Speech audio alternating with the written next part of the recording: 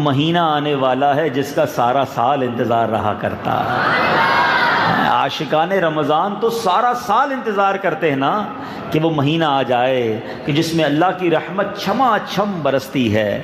عاشق رمضان میرے شیخ طریقت امیر اہل سنت کیا پیارے انداز میں ماہ رمضان کو ویلکم کرتے ہوئے مرحبا کہتے ہوئے لکھتے ہیں، مرحبا مرحبا پھر آمد رمضان ہے، مرحبا صد مرحبا پھر آمد رمضان ہے، کھل اٹھے مرجھائے دل تازہ ہوا ایمان ہے، ہم گناہگاروں پہ یہ کتنا بڑا احسان ہے، زندگی میں پھر عطا تو نے کیا رمضان ہے، تجھ پہ صدقے جاؤں رمضان تو عظیم الشان ہے، کہ خدا نے تجھ میں ہی نازل کیا قرآن ہے، ہر گھڑی رحمت بھری ہے، ہر طرف ہیں برکتیں، ماہ رمضان رحمتوں اور برکتوں کی کان ہے۔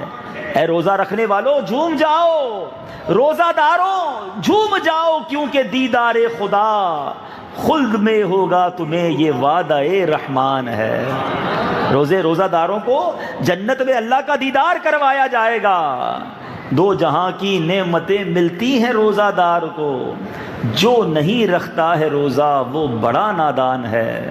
یا خدا تو مدینے میں کبھی رمضان دکھا، مدتوں سے دل میں یہ عطار کے ارمان ہے۔ میٹھے اسلامی بھائیوں، وہ مہینہ آنے والا ہے جس کی ہر گھڑی رحمت بھری ہے۔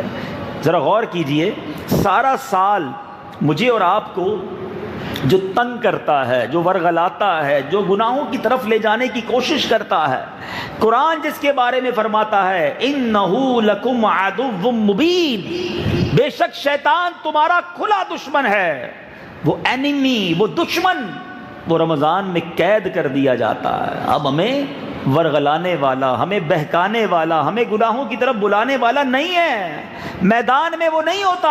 اب آپ ہیں اور اللہ کی عبادت ہے، آپ ہیں اور رب کی رحمت ہے۔ اور اس مہینے کا اجر کتنا ہے؟ احادیث کا مضمون ہے کہ اس مہینے میں نیکیوں کا اجر بڑھا دیا جاتا ہے، نفل کا ثواب فرض کے برابر، فرض کا ثواب 70 گنا کر دیا جاتا ہے۔ ذرا غور کیجئے، اور رحمتیں کیسی ہیں؟ حدیثوں کا مضمون ہے کہ روزانہ افطار کے وقت رمضان میں 10 لاکھ گناہگار جہنم سے آزاد کر دیے جاتے ہیں، ڈیلی 10 لاکھ گناہگار۔ اور سبحان اللہ، آج جمعرات ہے نا، بڑی رات ہے، مبارک رات ہے، مگر صحیح بتاؤں جو اگلی جمعرات ہے نا، اللہ وہ رمضان میں آنی ہے۔ وہ جمعرات اور جمعہ کا دن رمضان میں جب آتا ہے، احادیث کا یہ مضمون ہے کہ جب رمضان میں جمعرات آتی ہے اور جمعہ کا دن آتا ہے، ہر گھڑی، ایوری مومنٹ اللہ تعالیٰ 10 لاکھ گناہگاروں کو جہنم سے آزاد فرماتا ہے۔ یعنی گویا مغفرت کی اسکیم آ گئی ہے، مغفرت کا اعلان آ گیا ہے۔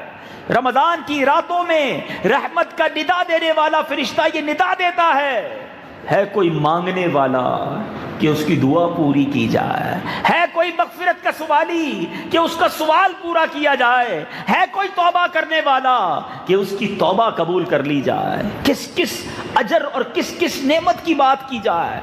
رمضان میں بندہ خرچ کرے، اسے اللہ کی راہ میں گویا جہاد میں خرچ کرنے کا ثواب عطا فرمایا جاتا ہے۔ یعنی ہماری تو یوں سمجھیے کہ لاٹری نکل آئی ہے، رمضان آ جاتا ہے تو مسلمانوں کے لیے گویا کمال کا مہینہ آ گیا۔ جبھی تو حدیث پاک ہے نا، میرے آقا فرماتے جس کا مضمون ہے میری امت کو پتہ ہوتا رمضان کیا ہے تو وہ تمنا کرتے کہ سارا سال ہی رمضان ہوتا۔ مولا علی شیر خدا کرم اللہ تعالی وجہ الکریم سے پوچھو، آپ کہتے ہیں اگر اللہ تبارک و تعالیٰ کو اس امت کو عذاب دینا ہوتا نا، امت محمد صلی اللہ تعالیٰ علیہ وسلم کو عذاب دینا ہوتا تو اللہ تعالیٰ انہیں رمضان اور سورہ اخلاص عطا نہ فرماتا۔ اگر رمضان دیا ہے نا، قرآن پاک کی سورہ اخلاص دی ہے تو اس کا مطلب یہ اللہ ان پر رحم کرنا چاہتا ہے، مغفرت کرنا چاہتا ہے، بخشنا چاہتا ہے۔ اب بتائیے میرے میٹھے اسلامی بھائیوں، پھر ہمارا ایٹیٹیوڈ، ہمارا انداز کیا ہونا چاہیے رمضان میں؟ ایک اور حدیث پاک سنو، نبی پاک علیہ الصلوۃ والسلام فرماتے ہیں اب اس مہینے میں دو قسم کے انداز نظر آتے ہیں. کچھ لوگ تو بڑے چست، روزے رکھنے میں، تراویح پڑھنے میں، تلاوت کرنے میں اللہ ایسی ہمت دے دیتا ہے. ہم نے ایسا بھی دیکھا جو لوگ نارملی سست ہوتے ہیں اللہ انہیں بھی طاقت دے دیتا ہے اور وہ سارے روزے رکھ رہے ہوتے ہیں، ہمت میں آ جاتے ہیں. کچھ لوگ وہ ہیں جو سارا سال دندناتے پھرتے ہیں، رمضان میں کہتے ہیں نہیں جناب روزے نہیں رکھے جا رہے، تراویح نہیں پڑھی جا رہی، بستر سے کھڑے ہی نہیں ہوتے. اب آج میں جو حدیث سنانے جا رہا ہوں نا، اپنے بارے میں غور کر لیں کہ میں کس کیٹیگری میں آ جاتا ہوں. اللہ کے حبیب علیہ الصلوۃ والسلام فرماتے تم پر ایسا مہینہ آیا ہے جس سے بہتر کوئی مہینہ نہیں آیا، اور منافقوں پر اس سے سخت مہینہ کوئی نہیں آیا. رمضان منافقوں پر سخت ہے، مومنوں کے لیے بہت بڑی نعمت ہے. اللہ کے حبیب فرماتے ہیں بے شک اللہ پاک اس کے نوافل اور اس کے ثواب کو شروع ہونے سے پہلے لکھ دیتا ہے، اور کوئی شک نہیں کہ مومن کے اندر اس مہینے میں عبادت کی قوت لوٹائی جاتی ہے اور منافق میں غفلت. مومن کے لیے مہینہ غنیمت ہے اور منافق کے لیے بوجھ، منافق کے لیے برڈن ہے. اب سوچے میرا وہ بھائی، سوچے وہ اسلامی بھائی، یہ سوشل میڈیا پہ جو مجھے لائیو سن رہے ہیں اپنے بارے میں سوچیں کہ جب رمضان آتا ہے میں اسے سعادت سمجھتا ہوں، غنیمت سمجھتا ہوں، اللہ کا احسان سمجھتا ہوں، یا رمضان آئے تو برڈن فیل کرتے ہیں او ہو رمضان آ گیا ہے، گرمیوں میں آیا ہے، روزے رکھنے پڑیں گے، تراویح پڑھنی پڑے گی. اللہ اللہ اللہ. افسوس ہے اس شخص پر کہ جو روزوں کو، تراویحوں کو، صدقات کو، خیرات کو، نیکیوں کو بوجھ سمجھ رہا ہے. پوچھو ان سے جو ہاسپٹل میں پڑے ہیں، کئی ایسے مریض ہیں جو رو رہے ہیں کہ کاش صحت ہوتی تو ہم بھی رمضان میں روزے رکھتے، پیر سلامت ہوتے تو ہم بھی تراویح پڑھتے. وہ ترس رہے ہیں عبادت کو. تمہیں اللہ نے اٹا کٹا بنایا ہے، تمہیں رب نے صحت دی ہے، مگر تمہیں روزے بھاری لگ رہے ہیں، تمہیں روزے اور تراویح بوجھ لگ رہا ہے. ارے یہ مہینہ تو رحمتوں اور ہماری اور آپ کی بخشش کے لیے آیا. بد نصیب ہے وہ شخص جو اس مہینے میں بخشش کی طرف گویا دوڑ لگانے کی بجائے سستی اور غفلت کی طرف چلا جاتا ہے. ہمارے صحابہ سارا سال رمضان کا انتظار کرتے اور جب رمضان آتا تو سارے کام کاج چھوڑ کر مسجد میں بیٹھ جاتے، عبادت کرتے. مگر آج تیاری ہم کیا کر رہے ہیں؟ پریپریشن کیا ہو رہی ہے؟ اگر کوئی عام آدمی بازار کا ایک راؤنڈ لگائے اور دیکھنا چاہے کہ رمضان کی تیاری کیسے ہو رہی ہے تو اسے لگے گا کہ اسٹور جتنے ہیں وہ اپنا سامان بھر رہے ہیں، کیونکہ جناب رمضان میں فروٹ بکے گا، رمضان میں بہت ساری بسکٹس بکیں گے، تو سموسے پکوڑے کی آئٹم بکیں گی، تو جناب شربت بکیں گے، تو کیچپ بکے گی. تو اب اس کے لیے انتظام ہو رہے ہیں. گھر والوں سے پوچھو تمہاری تیاری کیا ہے، تو بس وہ لسٹ بنا لی ہے کہ افطاری کے سامان میں کیا کیا خریدنا ہے، تو بس ایک دو دن میں جا کے وہ خریدنا ہے. ریسٹورنٹ اور ہوٹل والوں کو دیکھیں تو تھوڑے دنوں میں بورڈ لگ گئے ہوں گے یا لگنے والے ہوں گے، افطار اسکیم، تو سحری اسکیم، تو رات کو کھانا اتنے بجے، تو اتنے کا جناب کھانا یوں، تو یہ ڈسکاؤنٹ. یعنی میں یہ سمجھتا ہوں کہ اگر ہم تھوڑا سا دورہ کریں یا کوئی نیوٹرل آدمی کوئی باہر سے آ جائے کہ دیکھوں ذرا مسلمان رمضان کی تیاری کیا کر رہے ہیں، تو وہ یہ سمجھ کے جائے گا کہ رمضان جو ہے نا مسلمانوں کا کھانے پینے کا مہینہ ہے. کوئی فوڈ فیسٹیول آتا ہے جس میں ان کی پلاننگ ہوتی ہے کہ اچھے اچھے کھانے کھانے ہیں، اچھی اچھی جناب ہوٹلوں میں جانا ہے، فلاں اسٹور سے یہ خریدنا ہے، سحری افطاری میں یہ پکانا ہے. یعنی مجھے یہ بتائیں ہمارے گھر والوں یا دکانداروں کی پوری پلاننگ میں قرآن اسکیم کہاں ہے؟ تلاوت اسکیم کہاں ہے؟ تراویح اسکیم کدھر ہے؟ روزے میں دعائیں کدھر مانگنی ہے؟ یہ کون سوچتا ہے؟ یعنی میں نے اس رمضان کو عبادت میں کیسے گزارنا ہے اس کا پلان کہاں ہے؟ ایک ہی پلان ہے کہ افطاری کیسے کرنی ہے، سحری کیسے کرنی ہے. جو نوجوان بیٹھے ہیں انہوں نے شاید پلان کر لیا ہوگا کرکٹ کے ٹورنامنٹ کدھر بنانے ہیں. توبہ توبہ توبہ. سوچئے ہم کدھر جا رہے ہیں؟ رمضان ہمیں بخشوانے آ رہا ہے، رمضان رحمتوں کا مہینہ آ رہا ہے، اور ہم رمضان کو کچھ اور سمجھ رہے ہیں. کھانے پینے کے لیے زندگی پڑی ہے. یعنی ہمارے کئی یار دوست ایسے ہیں کہ رمضان گزرتا ہے تو ان کا وزن بڑھ جاتا ہے. کوئی کہے یار روزہ رکھا نہیں، کیا کہنی رکھے پورے روزے، تو پھر وزن کیسے بڑھ گیا؟ تو بھائی افطار میں اس لیے زیادہ کھاتا تھا کہ سارا دن بھوکا رہا، سحری میں اس لیے زیادہ کھاتا تھا کہ سارا دن بھوکا رہنا ہے. اور بیچ میں رات کو اس لیے کھاتا تھا کہ پھر موقع نہیں ملے گا. تو دن میں 4 بار کھانا کھاتے ہیں. تو رمضان 30 دن روزے رکھنے کے بعد 5 کلو وزن بھی بڑھ گیا. تو اس کا مطلب کیا کیا ہم نے رمضان میں؟ عبادت کدھر ہے؟ خدا را سمجھو. اگر آج کوئی ایسی اسکیم اناؤنس ہو جائے کہ جناب یہ 1 مہینہ ہے، اس میں جتنا کماؤ گے، جتنی بھی تنخواہ ملے گی اس کو ڈبل کر دیا جائے گا، 5 گنا کر دیا جائے گا، ہم کتنا کام کریں گے؟ کمال ہے یار، جتنا کمائیں گے 5 گنا. رمضان میں تو کئی گنا بڑھا دیا گیا اجر. مگر قرآن پڑھنے والے کتنے، قرآن سمجھنے والے کتنے، صحیح معنوں میں روزہ رکھنے والے کتنے. اچھا پھر روزے کو بھی بہت سارے لوگوں نے صرف کھانے پینے سے رکنے کا نام روزہ سمجھا ہے. سارا دن موبائل پہ بیٹھے ہیں. کیا کر رہے ہو بھائی؟ ٹائم پاس کر رہا ہوں. روزہ بہت لمبا ہے نا، تو ٹائم پاس کیا ہو رہا ہے؟ گیم کھیل کر ہو رہا ہے، فلمیں دیکھ کر ہو رہا ہے، ڈرامے دیکھ کر ہو رہا ہے، معاذ اللہ سوشل میڈیا پہ. اور کیا ہوتا ہے؟ آپ 2 گھنٹے فیس بک پر گزاریں گے، ان 2 گھنٹوں میں کیا دیکھا آپ نے؟ ارے یاد رکھو میٹھے اسلامی بھائیوں، آنکھ کا بھی روزہ ہے. آنکھیں حرام دیکھ رہی ہیں اور پیٹ بھوکا ہے. حدیث پاک کا مضمون ہے، جو بھوکا رہ کر گناہوں سے نہیں بچتا، اللہ کو اس کے بھوکے پیاسے رہنے کی کوئی حاجت نہیں ہے. ہم کہیں جناب میں روزہ دار ہوں، یہ کیسا روزہ دار ہے جس کی زبان جھوٹ بولتی ہے؟ روزے میں لوگ گالیاں نکال رہے ہوتے ہیں، اور پہلے 4-5 دن تو ہر آدمی روڈ پہ لڑ رہا ہوتا ہے. روزہ پہلی پورے سال میں دوبارہ رکھنے کا موقع ملا نہیں. اب روزہ رکھا، اس کا کسی کا سگریٹ چھوٹ گیا، کسی کا پان چھوٹ گیا، اب ہر آدمی پہ غصہ آ رہا ہے اس کو. رکشے والے، بس والے، مزدور، پھر اور روڈ پہ لوگ ایک دوسرے سے لڑ رہے ہوتے ہیں. روزے میں لڑائی یہ کیا ہے؟ نہیں میرے میٹھے اسلامی بھائیوں، آپ کے پورے بدن کا روزہ ہے. لڑائی جھگڑے کی اجازت تھوڑی مل جائے گی روزے میں. پھر گالیاں نکلتی ہیں، ہاتھ پاتا پائی ہوتی ہے. استغفر اللہ. یہ روزے کی روحانیت کہاں سے ملے گی؟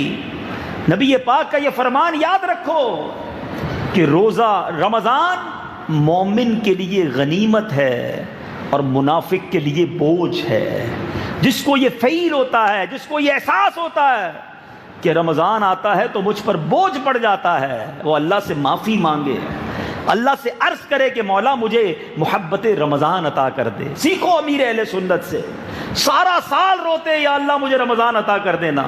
سارا سال غم رمضان ہے ان کے دل میں، اور پوچھو امیر اہل سنت کے دل میں اب کیسی خوشی ہوگی. ایک ایک دن گزارنا گویا ان کے لیے بھاری ہوگا کہ جلدی رمضان آ جائے، بس میں رمضان میں داخل ہو جاؤں. ہیں کیوں؟ کیونکہ اگر کسی کا رمضان میں انتقال ہوا، بغیر حساب کے اسے جنت میں داخل کر دیا جائے گا. اس میں جینا بھی نعمت ہے، اس میں مرنا بھی نعمت ہے. ایک ایک سانس، روزہ دار کی ہر سانس پر اسے نیکی ملتی ہے. اس مہینے کی جو پہلی رات ہے نا، اللہ تعالیٰ میں جلدی جلدی ماہ رمضان صحت اور عافیت کے ساتھ نصیب فرمائے. پہلی رات، سبحان اللہ. اور رمضان پورے کی تو بات ہی کچھ اور ہے. حدیث پاک کا مضمون ہے، جب پہلی رات آتی ہے رمضان کی، اللہ تعالیٰ اپنے بندوں پر رحمت کی نگاہ فرماتا ہے. اور جب اللہ رحمت کی جس پر نگاہ فرمائے گا اس کو کبھی بھی عذاب نہیں دے گا. رمضان کی پہلی رات اور آخری رات، یہ دونوں بڑی کروشل ہیں. چاند رات رمضان کی، اور چاند رات جس کو ہم عید کی کہتے ہیں. پہلی رات خاص نگاہ رحمت کی رات، اور آخری رات اس کو علماء کہتے ہیں لیلۃ الجائزہ ہے، انعام کی رات ہے، مزدوری ملنے کی رات ہے. اب پتہ نہیں میں رمضان میں تو دوبارہ نہیں آ سکوں گا، تو حیدرآباد والوں آج آپ کو چاند رات، عید کی چاند رات کا بھی ایک پیغام دے دوں. سنیے گا، اللہ تبارک و تعالیٰ نے پورے مہینے میں کروڑوں بخشے نا. ہر روز 10 لاکھ افطار کے وقت، جمعرات اور جمعے کو ہر لمحے 10 لاکھ. اگر کیلکولیٹ کریں تو رمضان میں اگر اسی حساب سے بخشش ہوئی تو کروڑوں بخشے گئے. پھر رب کریم آخری رات فرشتوں سے پوچھتا ہے، اے فرشتوں ان لوگوں کے بارے میں کیا کہتے ہو جنہوں نے مزدوری کی؟ فرشتے عرض کرتے ہیں مولا ان کو تو مزدوری پوری ملنی چاہیے. اللہ فرماتا گواہ ہو جاؤ میں نے ان سب کی مغفرت فرما دی ہے. بخشش کی رات ہے، مزدوری ملنے کی رات ہے. مگر سچ بتاؤ میرے بھائیوں، میرے میٹھے اسلامی بھائیوں، ہم چاند رات کو اکثریت مسلمانوں کی کیا کرتی ہے؟ عجیب ماجرا ہے. مجھے تو یہ سمجھ نہیں آتا کہ ہم کہتے نہیں ہیں مگر ہمارا ایٹیٹیوڈ، ہمارا انداز پیغام کیا دیتا ہے. مثال دیتا ہوں، مغرب کی نماز پڑھی ہم نے 29ویں روزے کی یا 30ویں روزے کی، اللہ سے دعا کرتے ہیں اللہ ہمیں پورا مہینہ عطا فرمائے، پورے 30 روزے عطا فرمائے. لیکن اگر ہم نے 30ویں روزے کی مغرب پڑھی، ٹھیک ہے، اور مغرب کے بعد اعلان ہو گیا 29ویں روزے کی، 30ویں کو تو کنفرم ہی ہوتا ہے، 29ویں کو یا 30ویں کو پتہ چل گیا کہ بھائی رمضان ختم ہو گیا ہے، جتنے نمازی مغرب میں ہوتے ہیں کیا اتنے عشاء میں ہوتے ہیں؟ مجھے یہ سمجھ نہیں آتا کہ ابھی چاند دکھا ہے، مسجد گویا صدا لگاتی ہوگی کہ رمضان تو چلا گیا، یہ مسلمان کدھر چلے گئے؟ کیا میں اور آپ صرف رمضان میں مسلمان ہیں؟ کیا میں اور آپ صرف رمضان کے نمازی ہیں؟ ذرا سوچو نا، کیا اللہ نے صرف رمضان میں نماز فرض کی ہے؟ ہم کہتے نہیں ہیں، مگر ایٹیٹیوڈ، انداز کیا بتا رہا ہے کہ اے شیطان 30 دن تو بند رہا، اب تو چھوٹا ہے، ہم تیرے استقبال کے لیے حاضر ہیں۔ استغفر اللہ۔ ہم یعنی بتائیے نا اس کا مطلب کیا ہے؟ اس رات، صرف اسی رات، عید کے دن جو گناہ ہوتے ہیں وہ اپنی جگہ، مگر جو چاند رات، لیلۃ الجائزہ، انعام ملنے کی رات ہے، اس رات کو کتنے گناہ ہوتے ہیں۔ سنیما گھر کی ٹکٹیں بک ہو رہی ہیں، ڈراموں کی ٹکٹیں بک ہو رہی ہیں، بازار میں پیر رکھنے کو جگہ نہیں ہے، بڑی بڑی آواز میں میوزک بج رہا ہے، مرد عورت لڑکے لڑکیاں بازاروں میں گھوم پھر رہے ہیں، طوفان بدتمیزی ہے۔ ارے نہیں، کیا ہو گیا؟ مسلمانوں کو خوشی منانا ٹھیک ہے، مگر یہ کیسی خوشی ہے جس میں رب کو ناراض کیا جا رہا ہے؟ مثال دیتا ہوں، جس تاریخ کو آپ کو تنخواہ ملنی ہو، جس کو کہے سیٹ کہ بھائی کل آنا، کل تنخواہ لے جانا، اس دن تو بندہ زیادہ سیٹ ٹائم پہ جاتا ہے، طریقے سے بات کرتا ہے، اسی دن جا کر سیٹ صاحب کو ناراض کر دے، ہنگامہ شروع کر دے اپنے آفس میں، تو کوئی کہے بے وقوف آدمی، جس دن تنخواہ ملنی تھی اسی دن جھگڑا کر لیا، اسی دن حرکتیں خراب کی، تو نے عقل نہیں تھی؟ اب ذرا سوچیں کہ جس رات اللہ فرماتا ہے انعام ملنے کی رات ہے، مزدوری ملنے کی رات ہے، اس رات کیا ہونا چاہیے تھا؟ آنسو ہوتے، گر گڑانا ہوتا کہ یا اللہ پورا مہینہ تو غفلت میں گزارا، مولا یہ رات اپنے کرم سے میری بخشش کر دے۔ ہمارا افطار کے وقت کیا حال ہونا چاہیے تھا؟ ناظرین غور کیجئے، ہر روز افطار میں 10 لاکھ گناہگار بخشے جائیں گے۔ افطار کے دسترخوان پر افراتفری ہوتی ہے، شربت آیا کہ نہیں، پکوڑے آئے کہ نہیں، چنے آئے کہ نہیں، فلاں آئے، ارے بھائی 10 لاکھ بخشے جانے کا وقت ہے، تم ان میں لگے ہوئے ہو، بعد میں کھا لینا۔ ہونا کیا چاہیے؟ سارے گھر والے ہاتھ اٹھاتے، والد بھی ہاتھ اٹھاتا، والدہ بھی اٹھاتی، بچے بھی اٹھاتے، اور سب کے آنکھوں میں آنسو ہوتے کہ اللہ آج بخشے جانے والوں میں ہم سب گھر والوں کا نام لکھ دے۔ پاکستان والوں کے لیے تو بڑی نعمت پتہ ہے کیا ہے؟ کہ عین اسی وقت مدنی چینل پر ایک شاندار دعائیہ اجتماع ہو رہا ہوتا ہے، سارے گھر والے اپنے گھر میں مدنی چینل آن کر کے بیٹھ جائیں، اللہ کے ولی کا دیدار بھی کریں، ان کے ساتھ دعا میں شامل ہوں، کروڑوں لوگ آمین کہہ رہے ہوتے ہیں، پتہ نہیں کس کی آمین کے صدقے ہمارا بیڑا پار ہو جائے۔ آؤ نیت کرتے ہیں اس بار افطار کا وقت ضائع نہیں کریں گے، انشاءاللہ دعاؤں میں گزاریں گے۔ یہاں آ جائیں، یہاں امید ہے روزانہ افطار کے وقت دعا کا انتظام ہوتا ہوگا، مدنی چینل پر انتظام ہوتا ہے، جب مہینے بھر کا اعتکاف ہوتا ہے، سبحان اللہ، ان لوگوں کے ساتھ جا کر افطار کریں۔ میں تو مشورہ یہ دوں گا، بھائی کھانے ہیں نا آپ کو سموسے پکوڑے، وہ مغرب کے بعد جا کے کھا لینا، مغرب سے پہلے آ کر یہاں سادہ سی افطار کر لو، اور کم از کم دعا تو کر لو۔ یہ وقت ہے مانگنے کا، اس میں مانگ لو اپنے رب سے۔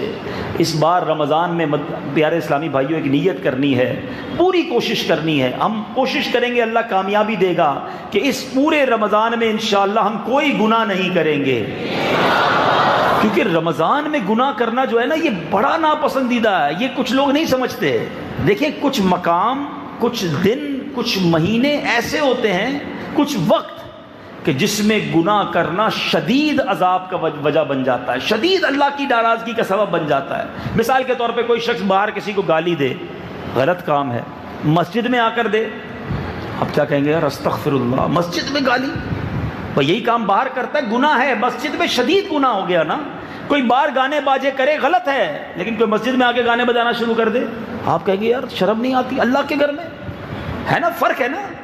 اسی طرح کوئی پاکستان میں گناہ کرے، ایک گناہ کا ایک گناہ ہے، کوئی مکے میں جا کے گناہ کرے، ایک گناہ کا لاکھ گناہ ہے۔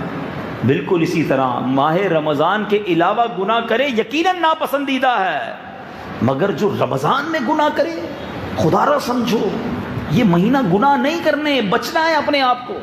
اتنا سخت عذاب ہے کہ ایک بار مولا علی کرم اللہ تعالی وجہ الکریم ایک قبر کے پاس سے گزرے، اور آپ نے اس قبر والے کے بارے میں اللہ سے عرض کی کہ یا اللہ میں اس قبر کے حالات دیکھنا چاہتا ہوں۔ اس قبر والے کو جب دکھایا گیا تو دیکھا کہ وہ قبر والا آگ میں الٹ پلٹ کیا جا رہا ہے، جل رہا ہے، عذاب، اور آپ کو پکار رہا ہے یا علی مجھے بچائیے، میری سفارش کیجئے۔ انا غریق فی النار وحریق فی النار. آپ نے اللہ کی بارگاہ میں دعا کی مولا اس بندے کو بخش دے، معاف کر دے. ارشاد ہوتا ہے اے علی اس بندے کی سفارش نہ کریں. مولا علی کو منع کیا جا رہا ہے. کیوں؟ آپ نے کہا یا اللہ کیا وجہ ہے؟ فرمایا اے علی یہ بندہ دن میں تو روزے رکھتا تھا، رات گناہوں سے باز نہیں آتا تھا. روزہ دار تھا مگر گناہ بھی ساتھ کرتا تھا. قبر میں آگ بھڑکا دی گئی. اے رمضان میں گناہ کرنے والوں، اے رمضان میں فلمیں ڈرامے دیکھنے والوں، اے رمضان میں حرام کمانے والوں، اے راتوں کو دوستوں کے ساتھ تاش پتے اور حرام گیم کھیل کر اپنی راتوں کو خراب کرنے والوں، کرکٹ میچ کھیل کر لوگوں کی نیند خراب کرنے والوں، حقوق العباد تلف کرنے والوں، خدا را غور کرو. یہ رمضان اس لیے نہیں آیا ہے کہ اللہ کو ناراض کیا جائے. ایک ناراضگی، ایک گناہ کہیں رمضان میں ہماری بربادی کا سبب نہ بن جائے. بچاؤ اپنے آپ کو، ڈر جاؤ اس مہینے کے بارے میں کہ ایک تو رحمتیں برس رہی ہیں اور اس میں بھی میں گناہ کروں. میرا تو ایک ہی کام ہونا چاہیے کہ بس بخشا جاؤں، معاف کر دیا جاؤں، نکل جاؤں، اچھوں کے صدقے میں بھی بس نکل جاؤں، جنت میں پہنچ جاؤں.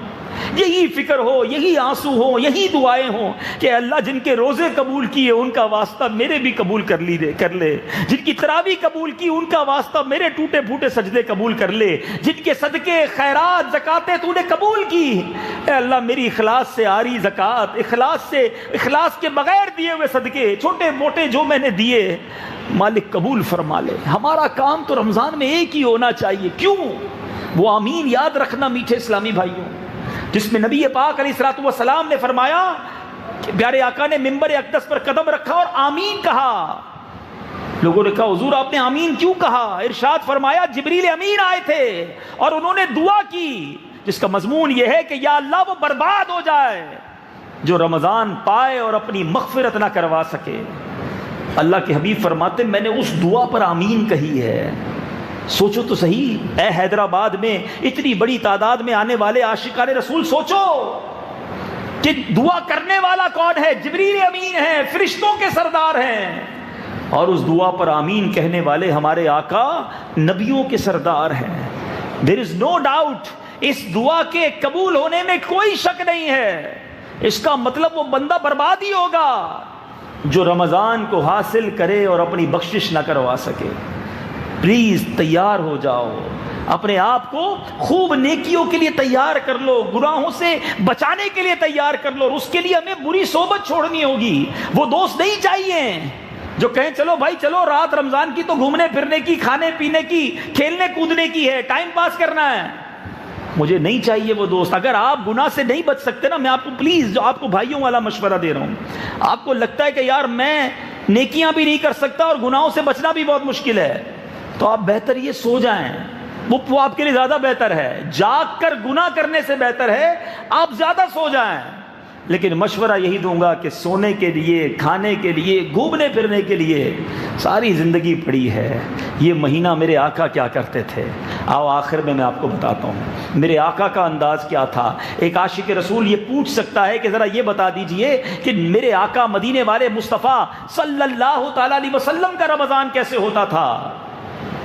تو نبی پاک کا رمضان کیسا ہوتا؟ بی بی عائشہ فرماتی ہیں رضی اللہ تعالی عنہا کہ جب رمضان آتا تو میرے آقا بستر پر تشریف نہ لاتے تھے، بستر چھوڑ دیتے تھے. بس دعائیں تھیں، التجائیں تھیں، نمازیں تھیں، قرآن کا دور کرتے. جبریل امین آتے تھے اور نبی پاک ان کے ساتھ قرآن کا دور کیا کرتے تھے. خوف خدا سے نبی پاک کے چہرے کا رنگ متغیر، رنگ مبارک بدل جاتا تھا. اتنا خوف چہرہ انور پر طاری ہوتا تھا. خوب گر گڑاتے تھے، خوب دعائیں کرتے تھے. میرے آقا کا حال یہ ہے کہ بستر چھوڑ دیں، اور گناہگار غلام کا حال یہ ہے کہ وہ بستر ہی نہ چھوڑے، یا تو سوتا رہے یا کھاتا رہے پیتا رہے. اس لیے آیا رمضان. اب تو بدقسمتی سے افسوس کے ساتھ کہنا پڑتا ہے کہ بہت بڑی تعداد روزے نہیں رکھتی. ارے جناب بڑے گرمی کے روزے ہیں، سر میں درد ہے، آج کل نزلہ ہو گیا ہے، بس یار کام کاج میں بڑا بیزی ہوتا ہوں. استغفر اللہ استغفر اللہ. آپ سمجھتے ہیں روزہ چھوڑنا کتنا بڑا گناہ ہے؟ اللہ کو کس قدر سخت ناپسند ہے روایتوں میں آتا ہے جو جان بوجھ کر ایک روزہ رمضان کا قضا کر لے 9 لاکھ برس اسے جہنم کی آگ میں جلایا جائے گا۔ میں اور آپ یہ طے نہیں کر سکتے کہ ہماری بیماری کتنی ہے کہ ہم روزہ چھوڑ دیں۔ یقیناً کچھ کنڈیشنز میں روزہ چھوڑنے کی اجازت ہے، مگر وہ بیماری ایک لیول ہے، اس پہ میں اور آپ طے نہیں کریں گے۔ اگر کوئی ڈاکٹر بیٹھا ہے وہ بھی خدا کا خوف کرے، چھوٹی چھوٹی بات پر مریض کو کہتے ہیں نہیں آپ شوگر کے مریض ہیں، آپ روزہ نہ رکھا کریں، آپ بلڈ پریشر کے مریض ہیں، نہ جناب آپ روزہ نہ رکھیں، روزہ آپ کے لیے بڑی تکلیف کا باعث بن جائے گا۔ اللہ کا خوف کرو، واقعی دیکھو کہ یہ روزہ رکھنا اس کے لیے بیماری کا باعث بنے گا۔ میرے آقا فرماتے ہیں، حدیث پاک کا مضمون ہے، روزہ رکھو صحت مند ہو جاؤ گے۔ روزہ تو صحت لاتا ہے، آپ دوائی کا پلان اس طرح دینا کہ یہ سحری میں کھا لینا، یہ افطار میں کھا لینا، رات کو یہ دوائی پی لینا اور روزہ رکھیے گا۔ یقیناً بیماروں کو روزہ رکھنے کی کچھ کنڈیشنز میں روزہ چھوڑنے کی اجازت ہے، مگر دھڑلے کے ساتھ ڈاکٹر صاحبان بول دیتے ہیں اور ہم بھی مان لیتے، جی ڈاکٹر صاحب بڑی مہربانی، آپ نے سر میں درد ہے اور روزہ رکھنے کا منع کر دیا۔ ڈاکٹر ہے، مفتی تھوڑی ہے، وہ ڈاکٹر بچائے گا جہنم کی آگ سے تم کو؟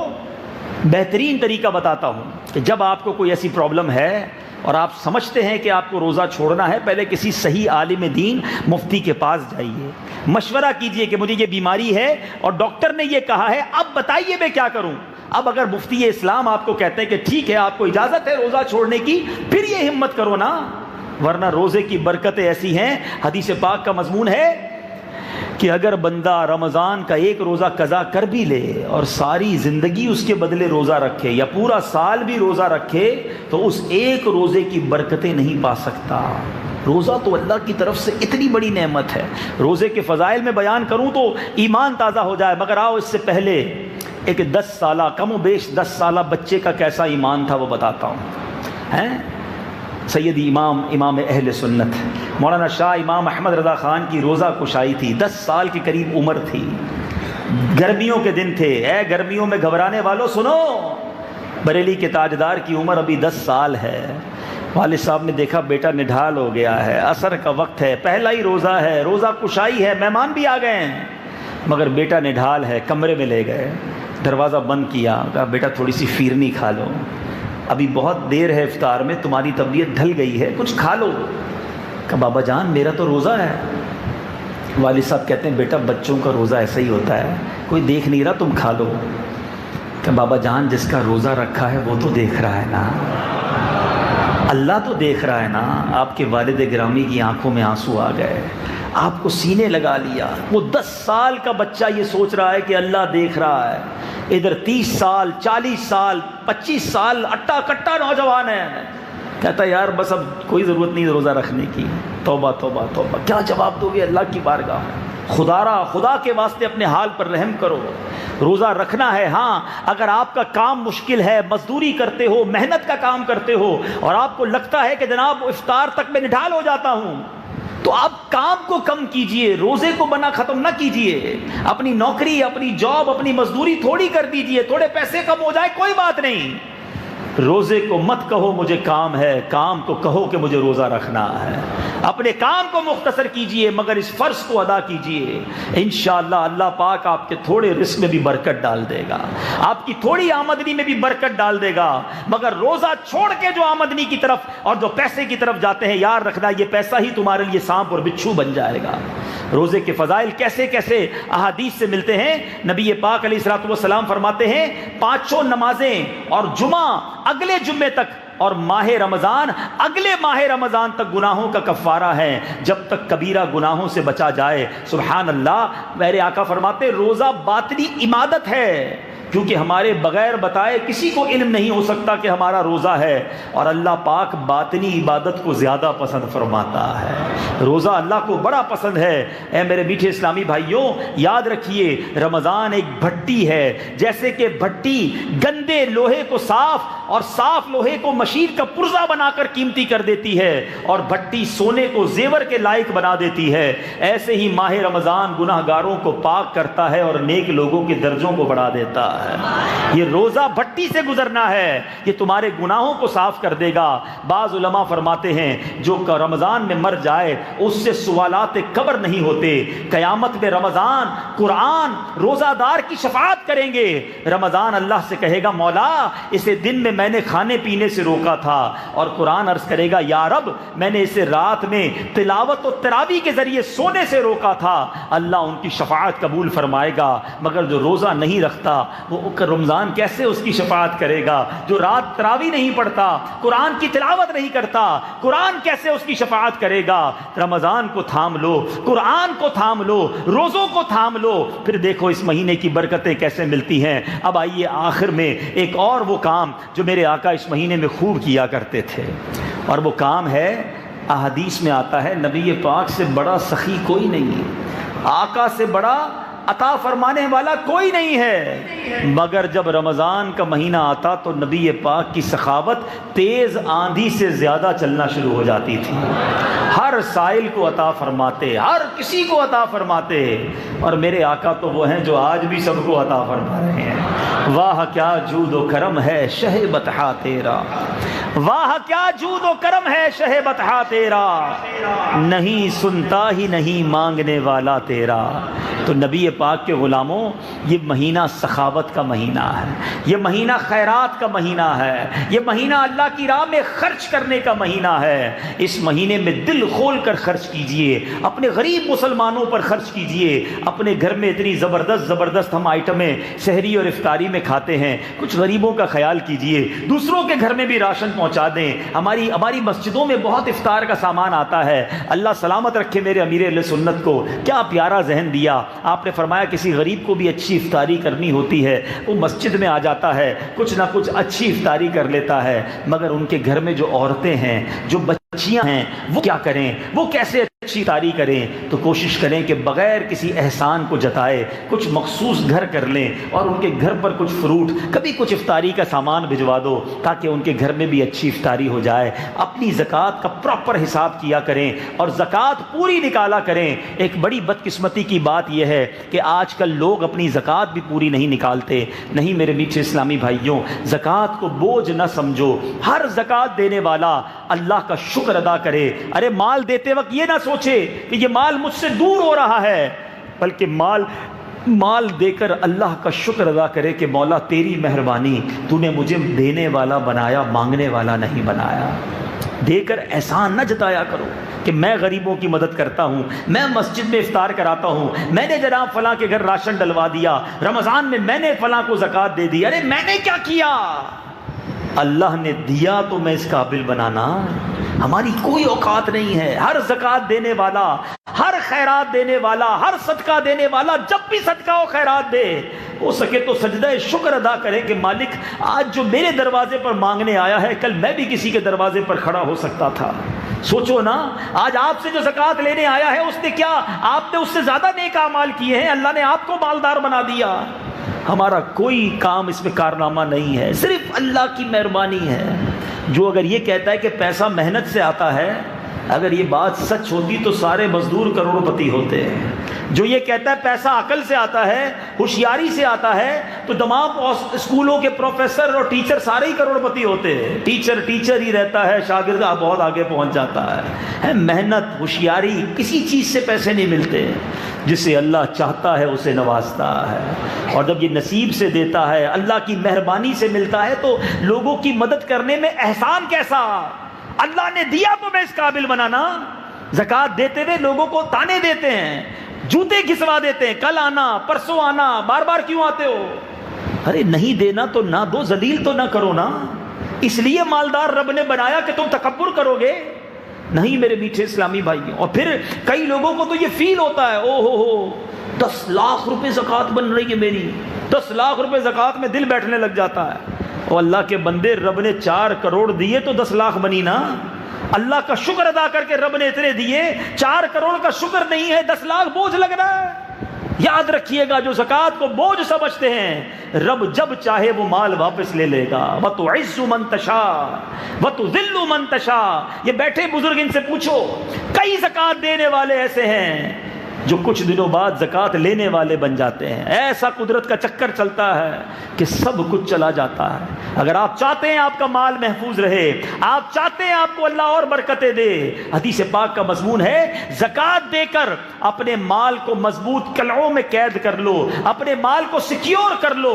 آپ چاہتے ہیں آپ کے مال کو آگ نہ لگے، آپ چاہتے ہیں آپ کا مال نہ لٹے، آپ کے مال کو کوئی چھین کر نہ لے جائے، زکوٰۃ دیا کرو، صدقہ دیا کرو، غریبوں کی دعائیں لیا کرو۔ یہ وہ دعائیں ہیں، یہ وہ برکتیں ہیں جو اللہ تعالیٰ تمہیں اس کے بدلے اور عروج عطا فرمائے گا۔ تو ہمیشہ اپنی زکوٰۃ، اپنی خیرات پوری زیادہ دیا کرو۔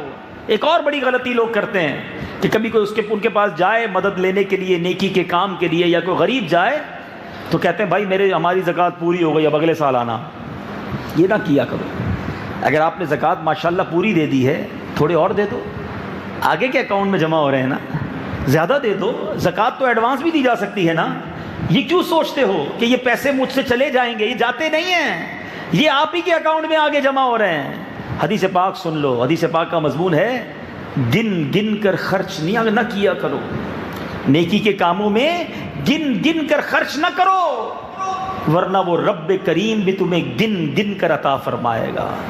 جب اللہ بے گنے عطا کر رہا ہے، جتنی ضرورت ہے اس سے زیادہ دے رہا ہے، تو آپ کے سامنے بھی اگر کوئی نیکی کا کام آ گیا تو کر ڈالو خرچ۔ بس اللہ کرے ایک ذہن بن جائے، آپ یہ ذہن بنا لو نا، پھر جب بھی اللہ کی راہ میں خرچ کرو گے بڑا مزہ آئے گا۔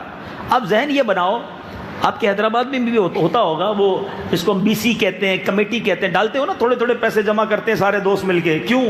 یار ذرا بچوں کی شادی کے لیے، کسی برے وقت میں کام آئے گی، اماؤنٹ بڑی جمع ہو جائے گی، تھوڑے تھوڑے ڈالتے رہتے ہو۔ یقین کریں یہ مدنی بی سی ہے، یہ مدنی کمیٹی ہے۔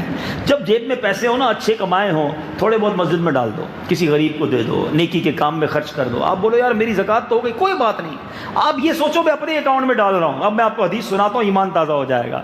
اور حدیث قدسی ہے، اللہ فرماتا ہے اے ابن آدم اپنا مال میرے پاس جمع کرا دے، نہ جلے گا، نہ ڈوبے گا، نہ کم ہوگا۔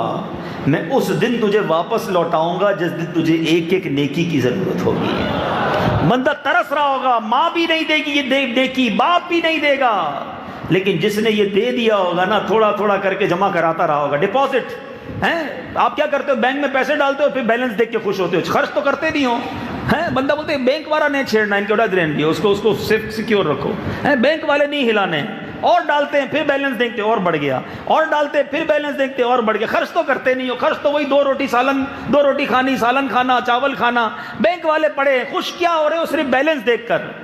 تو جنت کے اکاؤنٹ میں ڈال کے بھی خوش ہوتے رہو نا، کہ یار یہ میرے آخرت کے اکاؤنٹ میں اور ڈال دیے، میں نے اور ڈال دیے، اللہ کی رحمت سے اور ڈال دیے، مسجد کی تعمیر ہو رہی تھی اور ڈال دیے، غریب کی مدد تھی اور ڈال دیے، دعوت اسلامی والے آئے تم بھی لے جاؤ یار اور میرے آخرت کے اکاؤنٹ میں ڈال دو۔ آپ یہ سوچا کرو نا، پھر دیکھو آپ کو خرچ کرنے میں لطف آنے لگ جائے گا، مزہ آنے لگ جائے گا۔ تو اے میرے میٹھے اسلامی بھائیوں، اس مہینے میں خوب خرچ کرو۔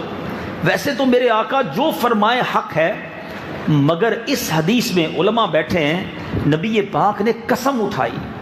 آقا کا ہر جملہ حق ہے نا، مگر انفسائز کرنے کے لیے، تاکید کرنے کے لیے نبی پاک فرماتے، حدیث پاک کا مضمون ہے، میں اللہ کی قسم کھا کر کہتا ہوں، اللہ کے حبیب کہہ رہے ہیں، میں اللہ کی قسم کھا کر کہتا ہوں صدقہ دینے سے مال کم نہیں ہوتا۔ تو یہ طے ہے، یہ فائنل ہے کہ آپ خرچ کریں، اللہ آپ کے مال میں برکت ہی ڈالے گا، ملٹی پلائی ہو کر ہی آپ کا یہ مال آئے گا۔ بس پرابلم یہ کہ مائنڈ سیٹ نہیں بنتا۔ اللہ سے تجارت کرو، اللہ سے کاروبار کرو۔ آؤ آپ کو ایک آخر میں واقعہ سناتا ہوں۔ مدینہ پاک میں ایک سال قحط آ گیا، کھانے پینے کو پرابلم ہو گئی۔ لوگ، حضرت ابوبکر صدیق کا دور تھا، لوگ سیدنا ابوبکر صدیق رضی اللہ عنہ کے گھر گئے، کہا حضور بڑا مسئلہ ہو گیا ہے، کھانے پینے کو کچھ نہیں ہے۔ صدیق اکبر رضی اللہ عنہ نے فرمایا کہ انتظار کرو، اللہ کرے گا شام تک کوئی نہ کوئی صورت بنے گی۔ شام ہوئی تو حضرت عثمان غنی رضی اللہ تعالیٰ عنہ بہت بڑے بزنس مین تھے، بہت سارے تاجر ادھر بھی بیٹھے ہیں، آؤ میں آپ کو بتاتا ہوں بزنس ڈیل کس کو کہتے ہیں، مائنڈ سیٹ کس کو کہتے ہیں۔ تو حضرت عثمان غنی کے بزنس تھا اناج کا، اناج کے بیپاری بھی بیٹھے ہیں، سنو۔ تو 100 اونٹ اناج کے غلے کے بھرے ہوئے حضرت عثمان غنی کے آ گئے۔ اب پورے حیدرآباد میں کھانے کو نہ ہو، چاول شارٹ ہو اور کسی کے ٹرک بھر کے چاول آ جائیں تو بتاؤ وہ کیسا ریٹ لے سکتا ہے؟ پورے حیدرآباد میں ایک دانہ آٹے کا نہ ہو اور کسی کا گوڈاؤن آٹے کا بھر جائے، اب اس کی تو چاندی ہو گئی نا، مونوپلی کہتے ہیں نا کہ بھائی اب تو اپنے پسند کے ریٹ سے بیچیں گے۔ سارے مدینے کے تاجر پہنچ گئے حضرت عثمان غنی کے پاس، کہا حضور آپ کے 100 اونٹ، اچھا 100 اونٹ کا مطلب آج کی زبان میں سمجھو کہ 100 ٹرک بھر کے آ گیا اناج، ٹھیک ہے، سارے پہنچ گئے، حضور آپ کے پاس مال ہے، کسی کے پاس اناج نہیں ہے، آپ ہمیں یہ مال دیں، ہم لوگوں کو بیچیں، لوگ بھوکے ہیں۔ آپ نے فرمایا اچھا چلو اندر آ جاؤ، کمرے میں بیٹھو۔ ہم بھی کوئی بڑی ڈیل ہوتی ہے تو ذرا روم میں بٹھاتے ہیں نا بڑے گاہک کو، میٹنگ کرتے ہیں، ذرا چلو بھائی۔ حضرت عثمان غنی نے سب کو اپنے گھر میں بلا لیا، کہا بتاؤ کیا کہتے ہو، کتنا پروفٹ دو گے، کتنا نفع دو گے؟ لوگوں نے کہا حضرت 10 کے 12 لے لیں، جو آئٹم آپ نے 10 میں خریدی ہے 20% پروفٹ 12 میں ہمیں دے دیں۔ آپ نے فرمایا مجھے تو اس سے زیادہ مل رہا ہے۔ لوگوں نے کہا اچھا 13 لے لیں حضرت، کہا مجھے تو اس سے بھی زیادہ مل رہا ہے۔ کہا 14 لے لیں، کہا مجھے اس سے بھی زیادہ مل رہا ہے۔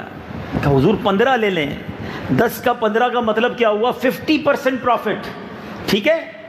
اب مدینے کے تاجر نے کہنے لگے کہ یا امیر المومنین یا ابا عمر ما بقی بالمدینۃ تجار غیرنا فمن زادک، حضور مدینہ منورہ کے جتنے بھی تاجر ہیں وہ سارے تو آپ کے سامنے بیٹھے ہیں، ہم سے زیادہ دے کون رہا ہے آپ کو، آفر کون دے رہا ہے؟ سارے کاروبار کرنے والے غلے کے تاجر آپ کے روم میں بیٹھے ہیں اور ہم آفر پہ آفر بڑھا رہے ہیں، آپ کہتے ہیں زیادہ مل رہا ہے، دے کون رہا ہے؟ سنو عثمان غنی کا جواب، کروڑوں روپے کما سکتے تھے اس دن، اس زمانے کے لحاظ سے، آپ کہتے ہیں میرا اللہ مجھے 1 کا 10 دے رہا ہے، 1 کا 10 دے رہا ہے، کوئی تم میں سے مجھے اس سے زیادہ دے دے؟ کہتے حضور اس سے زیادہ ہم نہیں دے سکتے۔ کہا گواہ ہو جاؤ، اپنا سارا مال میں مدینے کے فقراء پر خیرات کرتا ہوں، سارا غلہ اپنے اہل مدینہ پر خیرات کر دیا، 1 روپیہ نہیں لیا کسی سے۔ کہتے ہیں میں اللہ سے تجارت کر رہا ہوں، مجھے جواب دو، آپ نے یہ 100 کے 100 اونٹ اللہ کی راہ میں خیرات کیے، کسی کتاب میں پڑھا آپ نے عثمان غنی غریب ہو گئے ہیں؟ آپ کا خزانہ کم ہو گیا؟ ارے آپ نے 100 اونٹ دیے، اللہ نے آپ کو اس سے بہت زیادہ نواز دیا۔ جو اللہ کی راہ میں خرچ کرتا ہے اللہ اسے ملٹیپلائی کر کے لوٹاتا ہے۔ بس یہ شیطان کا وار ہے کہ لگتا ہے پیسے جیب سے نکل گئے، اکاؤنٹ سے نکل گئے، زکوٰۃ کا چیک بنا دوں گا تو پیسے کم ہو گئے۔ ارے کوئی بے وقوف ہوگا کہ اگر کسی کے کھیت ہوں اور وہ 4 بوری بیج لے کر جائے اور اپنے کھیت میں بیج ڈال کر آئے تو بے وقوف ہی ہوگا جو کہے گا کہ 4 بوری ضائع کر کے آیا، گیا 4 بوری لے کر تھا، واپس خالی ہاتھ آیا۔ بتاؤ وہ بے وقوف ہے کہ نہیں؟ عقل مند کہے گا 4 بوری ڈال کر آیا ہے، تھوڑے دنوں بعد کئی ٹرک بھر کر اناج لائے گا، بیج ڈالے گا تو اناج اگے گا نا، یہ بیج ڈالنا ہے زکوٰۃ۔ اللہ کی راہ میں صدقہ خیرات کرو، خوب زکوٰۃ خرچ کرو، اللہ تمہارے مال میں خوب برکت دے گا۔ رمضان خیرات، زکوٰۃ اور صدقے کا مہینہ ہے، اس میں غریبوں کی مدد کیجئے۔ سب سے پہلے میرے میٹھے اسلامی بھائیوں، شریعت کا حکم یہ ہے آپ اپنے رشتہ داروں کا خیال رکھیں، سب سے پہلے اپنے رشتہ داروں کی مدد کریں۔ لوگ ایک بڑی غلطی کرتے ہیں، اگر آپ کے رشتہ دار غریب ہیں پہلے چیک کر لیں، زکوٰۃ کے مستحق ہیں ان کو گھر پر پہنچائیں۔ بعض اوقات دنیا کو بانٹتے ہیں، اپنے پریشان ہوتے ہیں۔ حدیث پاک کا مضمون ہے اللہ تعالیٰ ان لوگوں پر قیامت کے دن نگاہ رحمت نہیں فرمائے گا جو غیروں کو بانٹیں اور ان کے اپنے پریشان ہوں۔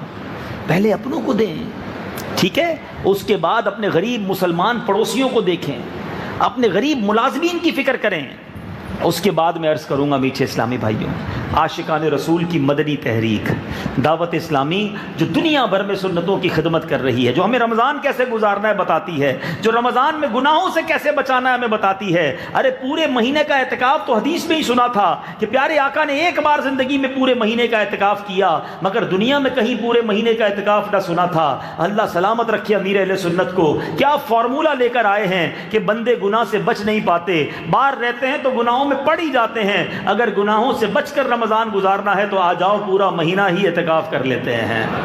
امیر اہل سنت آج اس عمر میں بھی پورے مہینے کا اعتکاف کرتے ہیں اور ہزاروں مریدوں کو بھی اعتکاف کراتے ہیں، امریکہ سے، یورپ سے، کینیڈا سے، افریقہ سے، عرب ممالک سے، نہ جانے کدھر کدھر سے لوگ اس گرم موسم میں پورے مہینے کا اعتکاف کرنے عالمی مدنی مرکز آ رہے ہیں۔ یہ فیضان نہیں تو کیا ہے، یہ کام نہیں تو کیا ہے۔ دعوت اسلامی کے کس کام کی بات کی جائے، 600 سے زیادہ دارالعلوم ہیں، 2800 سے زیادہ مدرسے ہیں، کل ملا کر 2.25 لاکھ بچے قرآن پاک پاک کی تعلیم حاصل کر رہے ہیں اور درس نظامی کر رہے ہیں۔ سبحان اللہ، اب تک دعوت اسلامی کے مدرسوں سے 84,000 سے زیادہ حافظ قرآن بن چکے ہیں، 2.25 لاکھ سے زیادہ بچوں نے ناظرہ قرآن ختم کر لیا ہے، سال کی 600 سے زیادہ مسجدیں دعوت اسلامی بنا رہی ہے۔ اور تو اور آؤ میں کسی اور جگہ دور نہیں لے جاتا، اسی مہینے کی 22 تاریخ کو، ابھی اس کے 10 دن بھی پورے آج ہوئے ہیں، الحمدللہ جرمنی میں ایک شہر کے اندر دعوت اسلامی نے چرچ خرید کر مسجد کے لیے تعمیر شروع کر دی ہے، چرچ لیا ہے کہ وہاں پر اللہ کو سجدے ہوں گے۔ یعنی یہ تو روزمرہ کے واقعات ہیں کہ دنیا بھر میں دعوت اسلامی اس طرح مسجدیں بناتی چلی جا رہی ہے۔ تو اربوں روپے کے، سینکڑوں کروڑوں روپے کے دعوت اسلامی کے اخراجات ہیں اور دنیا بھر میں یہ کام ہو رہا ہے۔ میں نے پہلے آپ کو یہ کہا کہ خوب زکوٰۃ دیں، خوب صدقات دیں، پہلے اپنے رشتہ داروں کو دیں، پہلے اپنے ملازمین اور اپنے پڑوسیوں کو دیں، اور اس کے بعد دعوت اسلامی کو ضرور یاد رکھیں۔